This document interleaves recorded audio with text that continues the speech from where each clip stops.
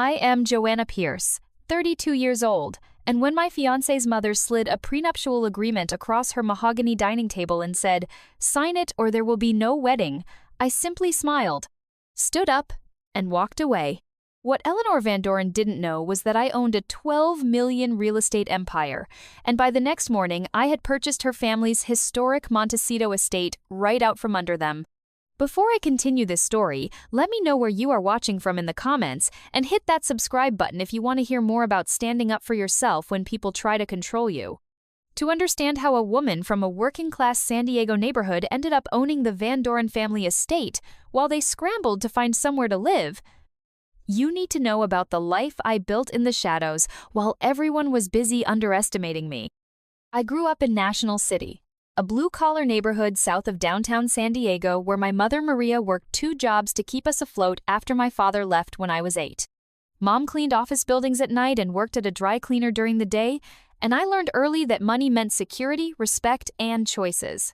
I also learned that being underestimated could be an advantage if you were smart enough to use it. In high school, while my classmates were focused on parties and dating, I was working at a local real estate office filing papers and answering phones.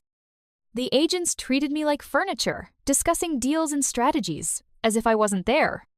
I absorbed everything: how to read market trends, spot undervalued properties, negotiate with difficult sellers, time purchases for maximum profit. By the time I graduated, I knew more about real estate than most licensed agents. I put myself through UC San Diego studying architecture while working nights cleaning offices like my mother had. The irony wasn't lost on me. During the day, I learned to design beautiful spaces, and at night I cleaned the beautiful spaces other people worked in. But every paycheck went toward my first investment, a rundown condo in Hillcrest that I bought for $85,000 when I was 21. I spent weekends renovating that condo myself, learning plumbing and electrical work from YouTube videos and asking questions at Home Depot until the staff knew me by name. 6 months later, I sold it for $135,000. The $50,000 profit became the down payment on 2 more properties. By the time I graduated college, I owned 4 rental units and was flipping 2 houses a year. My professors and classmates assumed I was struggling financially because I wore the same 3 outfits to class and never went out drinking with them. What they didn't realize was that every dollar I didn't spend on clothes or social activities was being invested in real estate. The 2008 housing crisis was devastating for most people, but for someone with cash and patience, it was opportunity disguised as disaster. While others were losing their homes, I was buying foreclosed properties at auction for pennies on the dollar. I bought 12 properties that year alone, most of them from banks desperate to clear their books. By age 28, I owned 37 properties across San Diego County. My portfolio included everything from luxury condos in La Jolla to apartment buildings in Normal Heights. I had quietly become one of the largest private residential landlords in the county, but I lived modestly in a small craftsman house. I'd renovated myself and drove a 5-year-old Honda Civic. I met Nathaniel Van Doren at a charity auction for the San Diego Museum of Art. I was there because I donated an architectural rendering for a proposed community center in my old neighborhood. He was there because his family had been patrons of the museum for 3 generations. He bid on my piece, we started talking about architecture and urban planning, and I was surprised to find myself genuinely attracted to his quiet intelligence and gentle humor. Nate was everything I wasn't: old money, East Coast educated, born into a world of trust funds and social expectations. His family owned Van Doren Vineyards, a boutique winery in Montecito that had been featured in Wine Spectator and frequented by celebrities. He worked as a venture capitalist, funding tech startups with family money that went back 4 generations. For our first 3 months of dating, Nate assumed I was struggling financially. He'd insist on paying for dinner, worry about me working such long hours, and make gentle suggestions about career changes that might be less stressful. I let him believe it because I was testing whether he'd love me without knowing about my wealth, and because I'd learned that men often felt threatened when they discovered I was more successful than they appeared. What I didn't expect was to actually fall in love with him. Nate was kind in a way that seemed genuine rather than performative. He listened when I talked about my childhood, my mother's sacrifices, my dreams of designing affordable housing. He didn't try to fix me or change me. He seemed to genuinely admire my work ethic and independence. When I finally told him about my real estate portfolio 6 months into our relationship, his reaction was pure excitement and pride. "You built all this yourself?" he said, looking through the spreadsheets and property photos I'd shown him. "Joanna, this is incredible. You're brilliant." It was the first time a man had ever reacted to my success with admiration rather than intimidation or suspicion. When he proposed a year later, I said yes without hesitation. The problem started the moment I met his family. Eleanor Van Doren was 66 years old and everything I expected from old California money: impeccably dressed, coldly polite, and possessed of the kind of confidence that comes from never having to worry about mortgage payments or credit card bills. She lived in a stunning Spanish colonial estate in Montecito that had been in the Van Doren family since 1924, surrounded by perfectly manicured gardens and vineyard views that belonged in a magazine. During my first dinner at the estate, Eleanor's assessment of me was subtle but unmistakable. She asked carefully worded questions designed to expose my background: where I'd gone to school, what my parents did for work, how I'd managed to afford my house. Her tone suggested she was helping a charity case, and her smile never reached her eyes. "It's so admirable when young people work their way up," she said over the soup course. "Nate tells me you've done quite well in real estate. It must be such a relief to find security."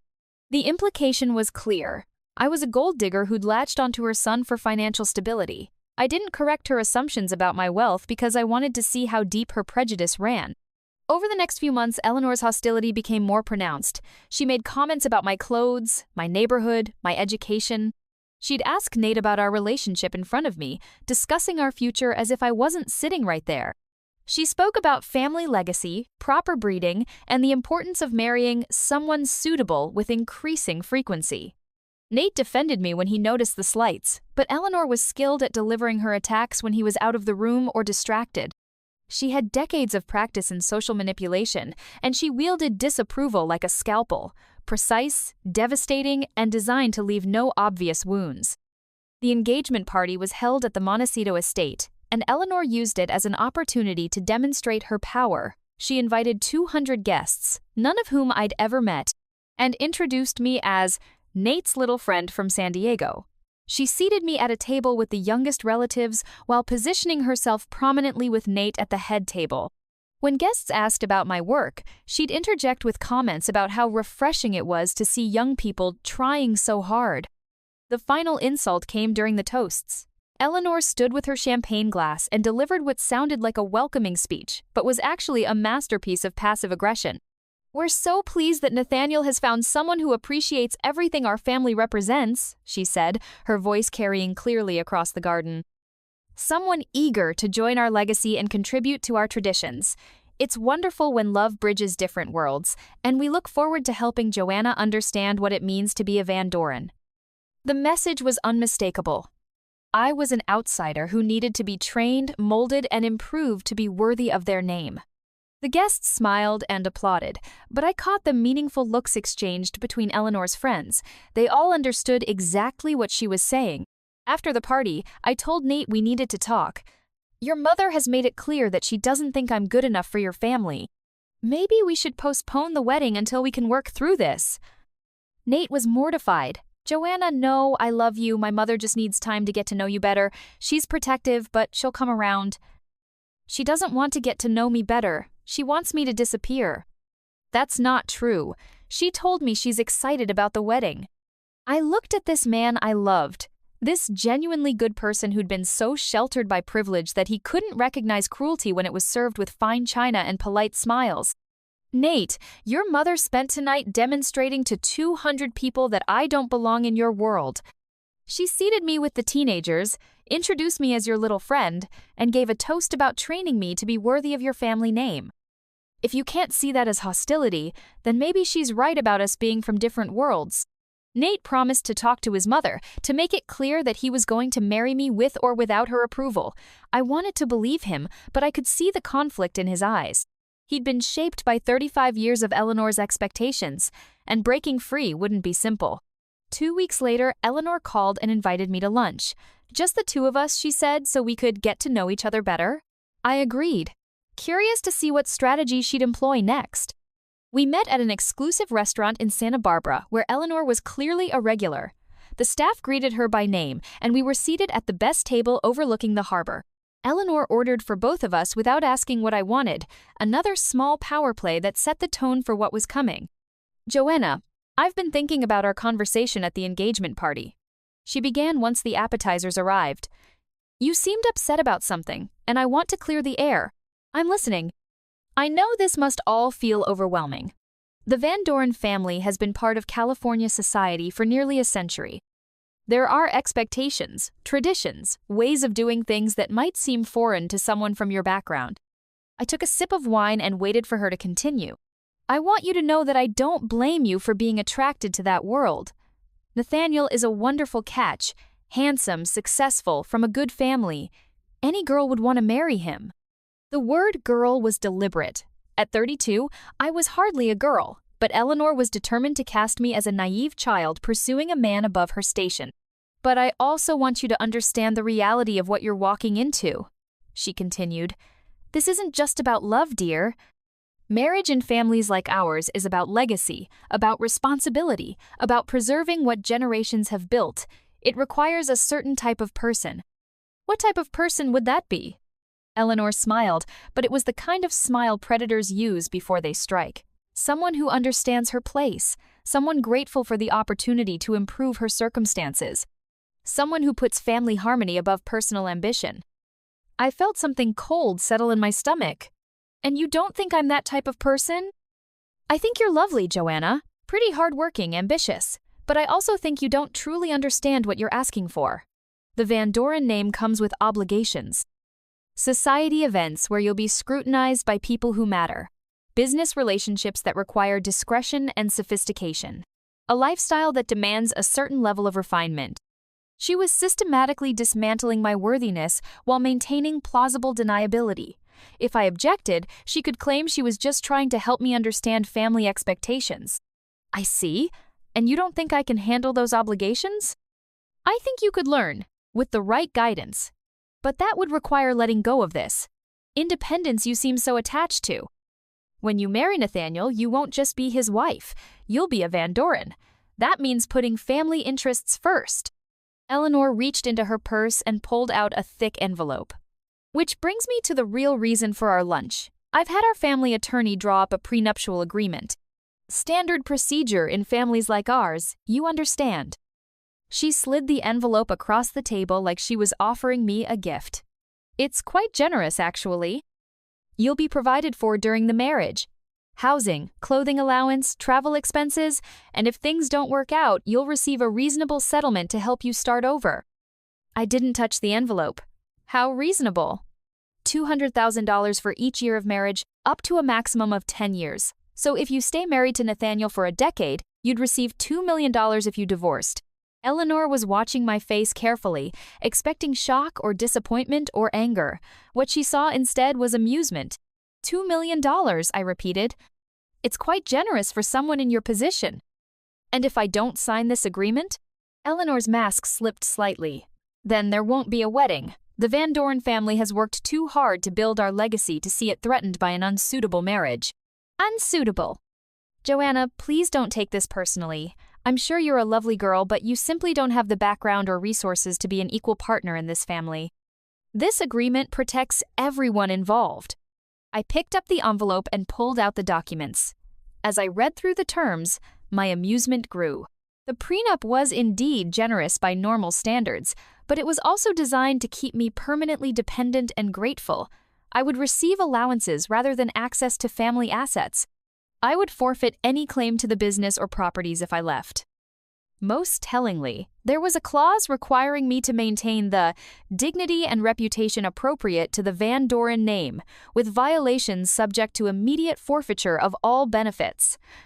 Eleanor could control my behavior, my choices, my entire life through this document. And if I ever displeased her, she could engineer my removal from the family with nothing to show for my years of marriage. "This is very thorough," I said finally. "Our attorney is excellent. He's protected the family interests for decades." "I'm sure he has. Tell me, Mrs. Van Doren, what would happen if I told you I don't need your money?" Eleanor laughed, the first genuine emotion she'd shown all afternoon. Everyone needs money, dear, especially people who've never had it. But what if I already had it? What if I didn't need your allowances or your generous divorce settlement? Then I'd say you were delusional or lying. I pulled out my phone and opened my banking app, showing her the balance on just one of my accounts. Eleanor's eyes widened as she processed the 7-figure number on the screen. "This is one account," I said calmly. "I have several others, plus a real estate portfolio worth approximately $12 million. I own 37 properties across San Diego County, and I built that empire entirely by myself over the past 11 years. Eleanor's composure cracked completely. "That's impossible. Nathaniel said you worked in real estate, not that you owned real estate." I let him believe what he wanted to believe, just like I let you believe what you wanted to believe. I wanted to see if your family would accept me for who I am rather than what I have. You lied to us." "I omitted information. There's a difference. You assumed I was poor and desperate, and I didn't correct that assumption because it revealed exactly who you are." Eleanor was struggling to process this information, her entire worldview shifting in real time. "If you have money, then why do you want to marry Nathaniel?" "Because I love him, because he's kind and intelligent and makes me laugh, because when I told him about my business, he was proud of me instead of threatened. All the reasons you can't understand because you've never valued anything that can't be bought or inherited." I stood up and placed the prenup back on the table. "But this conversation has been very enlightening. You've made it clear that you'll never accept me as an equal, and you're willing to use emotional manipulation to control your son's life. That's not the kind of family I want to join." "Joanna, wait. Let's discuss this rationally." "We just did. You offered me an allowance in exchange for my independence and dignity. I'm declining." Eleanor's voice turned sharp. "If you walk away from this table, there won't be a wedding. I'll make sure of that." "Then there won't be a wedding?"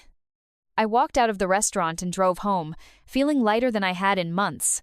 The relief was overwhelming. I finally understood that this wasn't about proving my worth to Eleanor or winning her approval. This was about choosing between love with conditions and love without limits. That evening, I called Nate and told him about lunch with his mother. "She showed you the prenup?" His voice was strained. I told her we didn't need one. "It's not about the prenup, Nate. It's about what the prenup represents. Your mother sees me as a threat to be controlled rather than a person to be welcomed. She's willing to manipulate you to get what she wants, and she'll never stop. I can talk to her. I can make her understand." "Understand what? That you love me?" "She already knows that, and it doesn't matter to her. What matters is control. She wants a daughter-in-law she can manage, not one who might challenge her authority." There was a long silence before Nate spoke again. "What are you saying?" "I'm saying you have to choose. Her approval or our marriage. You can't have both." "That's not fair. Why can't we find a middle ground?"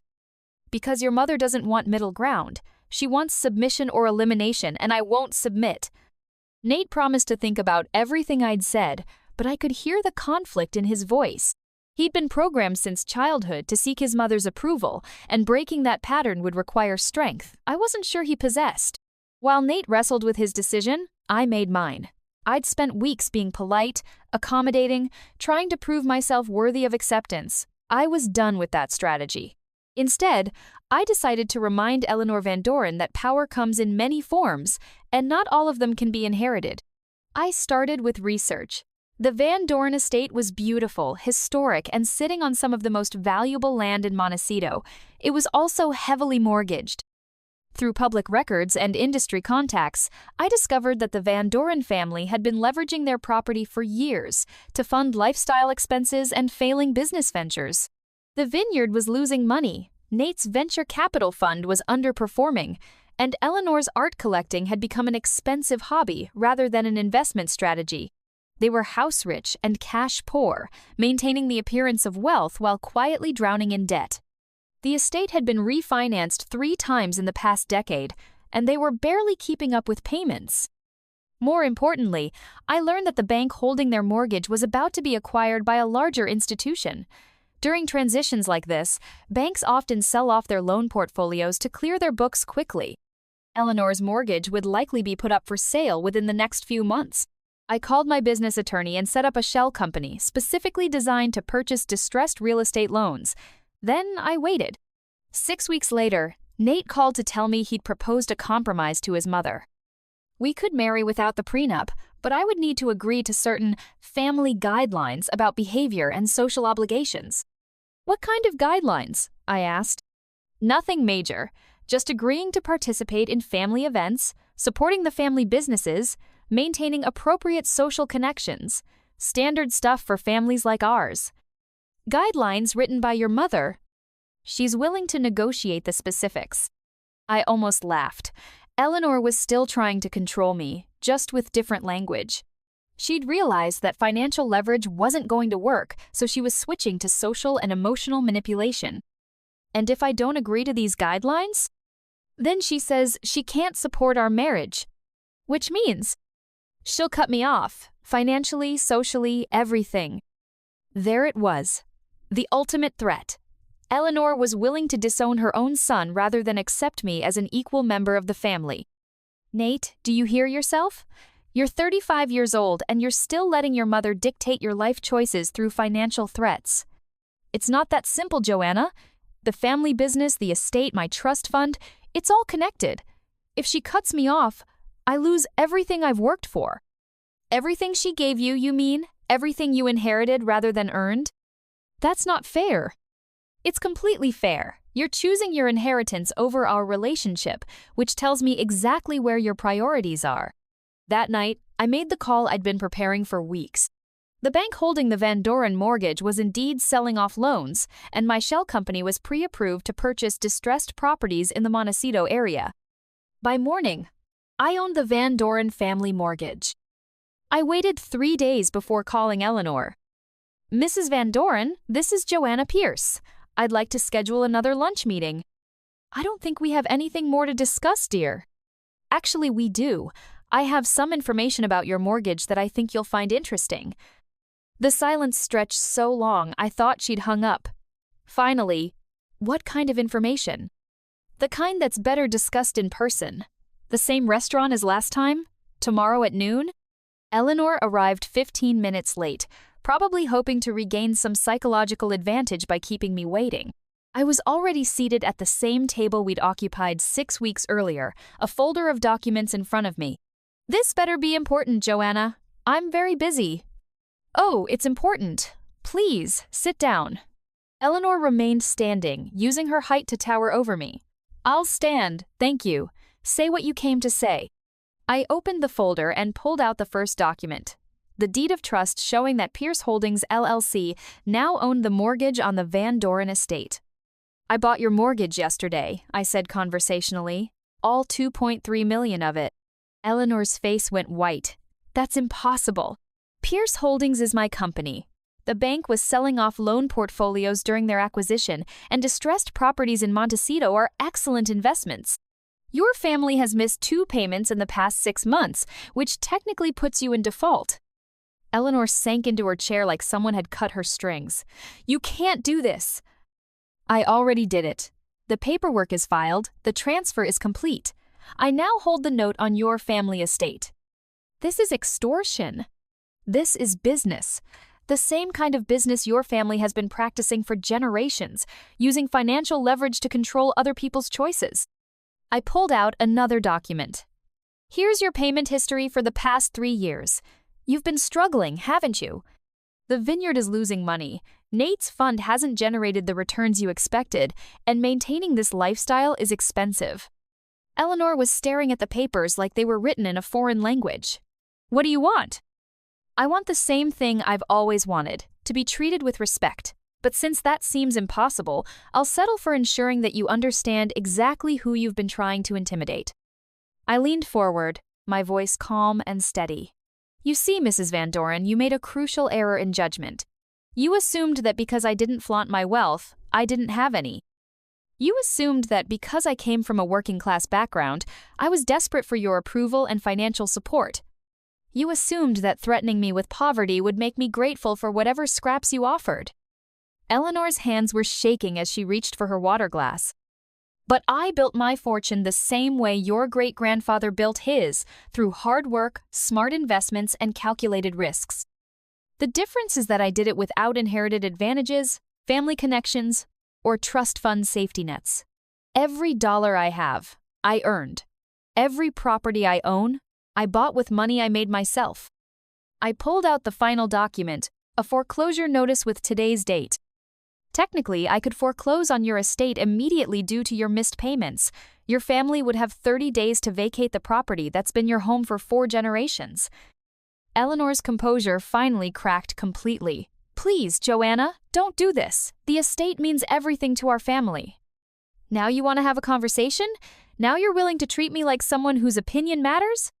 I was wrong about you. I admit that. I underestimated you. You didn't underestimate me. You deliberately tried to diminish me. There's a difference. Eleanor was crying now, mascara running down her cheeks in a way that would have horrified her under normal circumstances. What do you want? Money? I'll find a way to pay you back. Name your price. I don't want your money. I want you to understand that actions have consequences. You tried to manipulate me into signing away my rights and independence.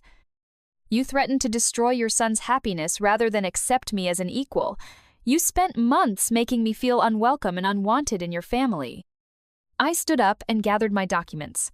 Now you get to experience what it feels like to have someone else control your future. Are you going to foreclose? I paused at the question that was really asking whether I was as cruel as she had been. I haven't decided yet. I'll let you know.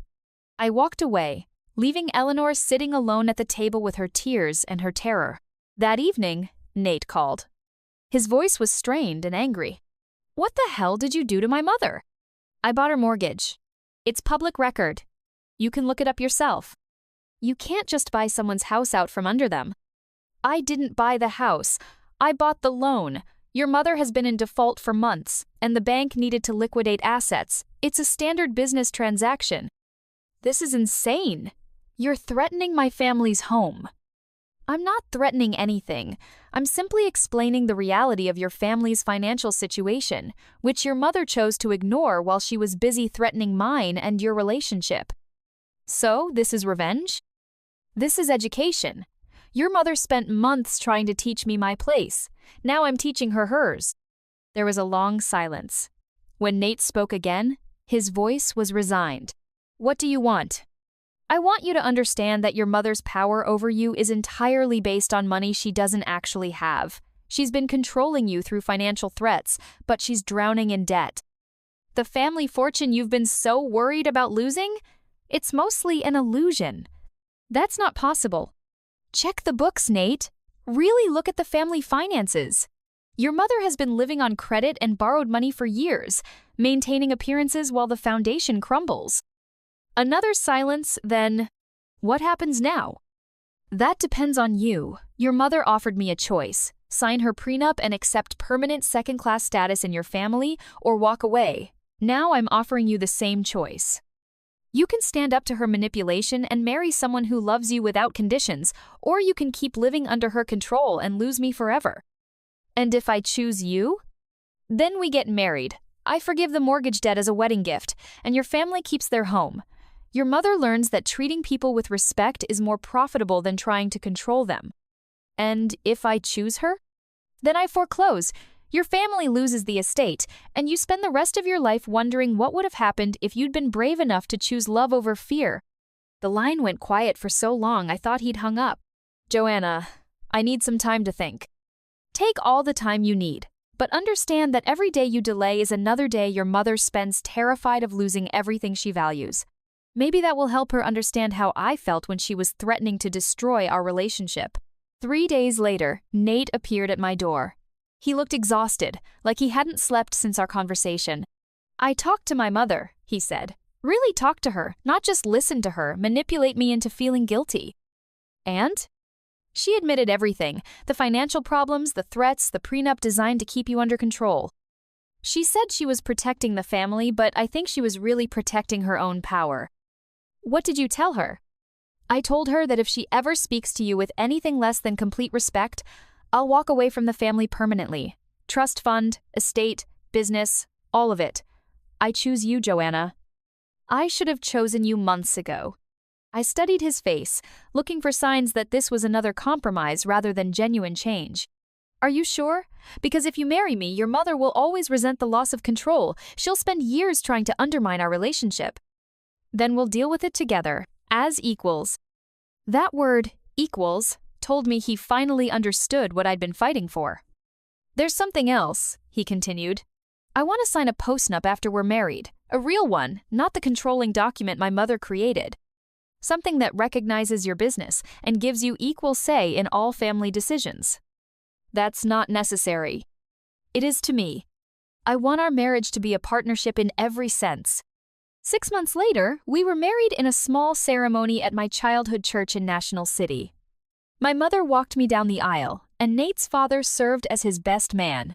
Eleanor attended, impeccably dressed and perfectly polite, but I could see the effort it took for her to smile during the reception.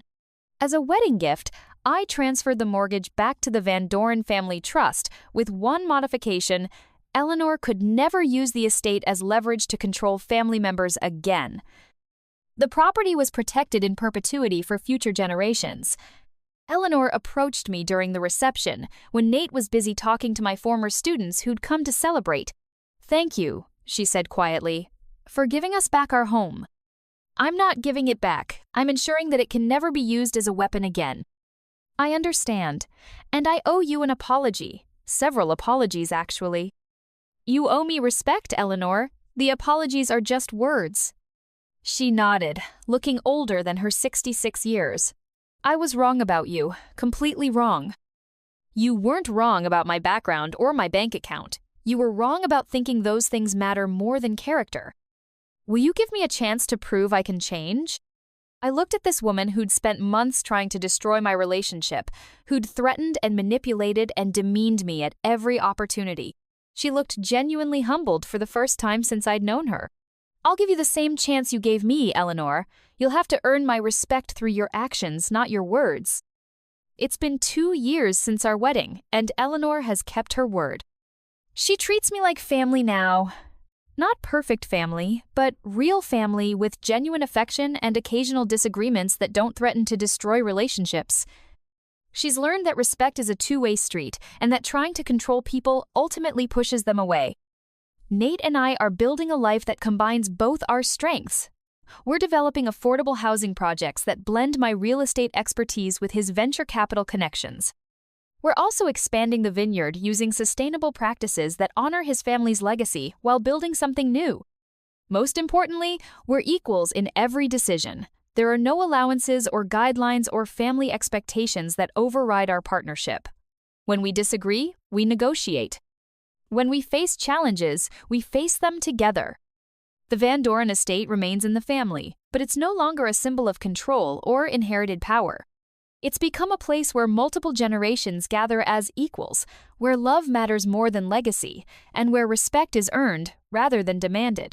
Sometimes people ask if I regret being so harsh with Eleanor, if I could have handled the situation with more grace or diplomacy. But I don't think diplomacy works with bullies who mistake kindness for weakness. Sometimes you have to demonstrate your strength before people will treat you as an equal. Eleanor tried to reduce me to a gold digger who could be controlled through financial threats. Instead, she discovered that underestimating people is expensive, that real power comes from what you build rather than what you inherit, and that respect is the foundation of every healthy relationship.